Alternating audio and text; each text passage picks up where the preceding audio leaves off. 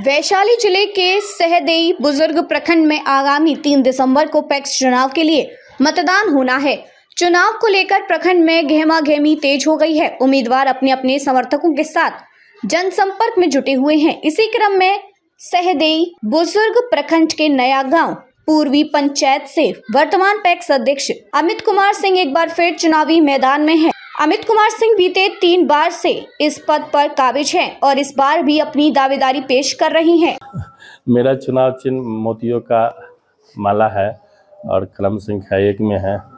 सभी मतदाता मालिक से मेरा निवेदन है हाथ जोड़ के कि पहले की तरह इस बार भी भारी मत से अपना आशीर्वाद देकर विजय बनावे और 3 तारीख को सब काम छोड़ के 7 बजे से 3 बजे तक मतदान है। एक दिन मेरे लिए हर जा कर के सभी लोग मतदान करें और तहे दिल से जिनको वोट देना है मतलब वोट दे और उनको विजय बनाना है। अमित कुमार सिंह के परिवार की राजनीति पृष्ठभूमि काफी मजबूत रही है। उनके दादा, पिता और मां समेत परिवार के अन्य सदस्य पंचायत के विभिन्न पदों पर अपनी सेवाएं दे चुके हैं। इस विरासत का प्रभाव अमित कुमार सिंह के नेतृत्व में भी देखा गया है। उनका कहना है कि जनता का अपार समर्थन उनके परिवार को हमेशा मिलता रहा है और इसी कारण वे लगातार 3 बार पैक्स अध्यक्ष चुने गए हैं। हम तो साथी भी हैं और अच्छे काम करने वाले को हम लोग सपोर्ट करते आए हैं और करते ही रहेंगे। अच्छा लोग अच्छे पहचान के लिए तो करेंगे। हमारे दोस्त हैं सुनील कुमार जो बेसिक बात है वो हमारे मित्र में करते आए हैं। ये चीज देखे हैं इस बार भी निकल रहे हैं। हाँ, निकल रहे हैं। अमित कुमार सिंह ने अपने कार्यकाल में पंचायत में कई विकास कार्य करने का दावा किया है। उनका कहना है कि जनता के समर्थन और प्यार की बदौलत वे हर बार चुनाव जीतते आए हैं और इस बार भी उन्हें मतदाताओं का पूरा भरोसा और समर्थन मिल रहा है। हम बोले हम जहाँ बैठल है वहाँ सबसे में समर्थन का क्या बात। खूबी तो बहुत कुछ है। इनका पूरा गांव समझिए कि सपोर्टर में हम मदद करते हैं, देखते हैं हर चीज बहुत ज़्यादा। यही कारण है कि लगातार सामाजिक सेवा में तो बहुत ज़्यादा। क्या नाम है आपका? सत्यनारायण सिंह। अब देखना यह है कि 3 दिसंबर को सहदेई बुजुर्ग प्रखंड के मतदाता किसे अपना प्रतिनिधि चुनते हैं। चुनाव के परिणाम अमित कुमार सिंह की दावेदारी को और मजबूती देंगे या उनके सामने चुनौती पेश करेंगे, यह वक्त बताएगा। जैसे देखिए, पॉलिटिकल बैकग्राउंड से ही हम लोग आते हैं। हम तो जब से आँख खोले हैं तब तक पॉलिटिकल ग्राउंड में ही उनके गोद में ही खेले हैं। मेरी माँ मुखिया थी, सबसे पहले मेरे दादाजी मुखिया थे, स्वर्गीय महावीर प्रसाद सिंह। उसके बाद 1972 में मेरे पिताजी को लोगों ने मुखिया बनाया। उसके बाद मरणोपरांत 1994 में उनकी मृत्यु हो गई, तो मरणोपरांत तक वो पद पे सुशोभित रहे और लोगों का सेवा करते रहे। उनके मरने के बाद हम कॉलेज में थे, हम लोग पढ़ते थे, तो लोगों को इच्छा हुआ कि नहीं, आपको फिर जनता सेवा करना है। तो 2021 में जब पंचायती राज का गठन हुआ तो हम लोग का पंचायत बड़ा था, नया गांव करके पंचायत हुआ करता था। और पंचायती राज में 2 पंचायत हुआ, नया गांव पूर्वी और पश्चिमी। तो सर्वप्रथम जब पंचायती राज के तहत पंचायती राज में मुखिया पद का चुनाव हुआ तो उसमें हम 2001 में लोगों के आशीर्वाद से भारी मतों से जीत के आए। उसके बाद 2006 में महिला पद हो गया। उस समय हमारी शादी नहीं हुई थी, तो मेरी माँ इस पद पर सुशोभित हुई लोगों के आशीर्वाद से। 2021 तक 11 तक रहे।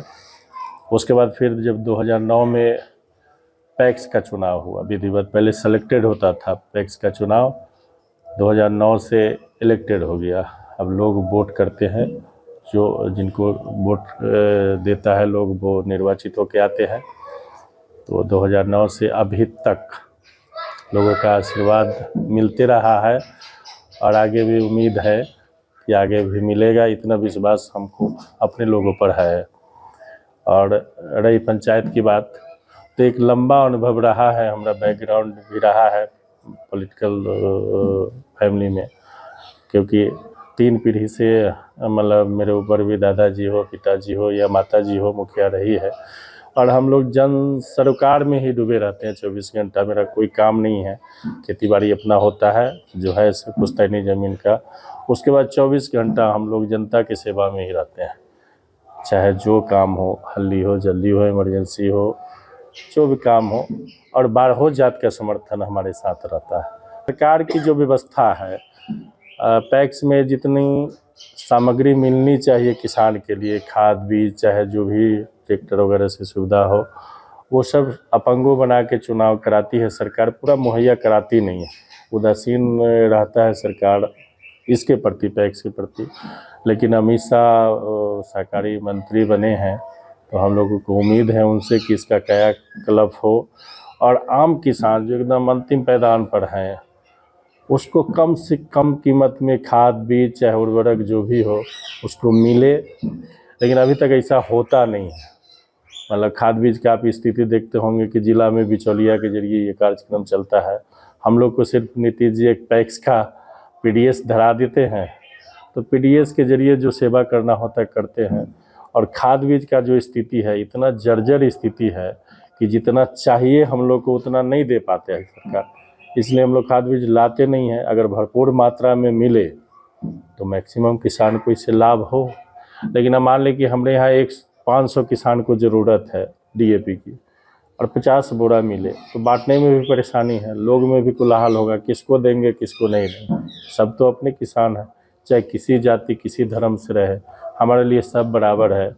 और सबों का आशीर्वाद हमको निरंतर मिलते रहा है और आगे में उम्मीद है कि निरंतर मिलते रहेगा। लोकतंत्र में प्रतिद्वंदी रहना भी चाहिए। लोकतंत्र का खूबसूरती है कि प्रतिद्वंदी नहीं हो तो लोकतंत्र फिर बचता नहीं है, राजतंत्र हो जाता है। इसलिए प्रतिद्वंदी का काम है वो अपना करेंगे, मेरा काम है हम अपना करते हैं। कौन प्रतिद्वंदी है इस पर हम लोग फोकस नहीं करते। हमको अपनी जनता पर विश्वास है और हमेशा विश्वास पर हमारा जनता खड़ा उतरता है। इसलिए हमारे जनता को कुछ कहना नहीं है, दिल से उनका शुक्रिया अदा करता हूं कि आगे भी आशीर्वाद दिया है और इस बार भी भरपूर मात्रा में आशीर्वाद देंगे।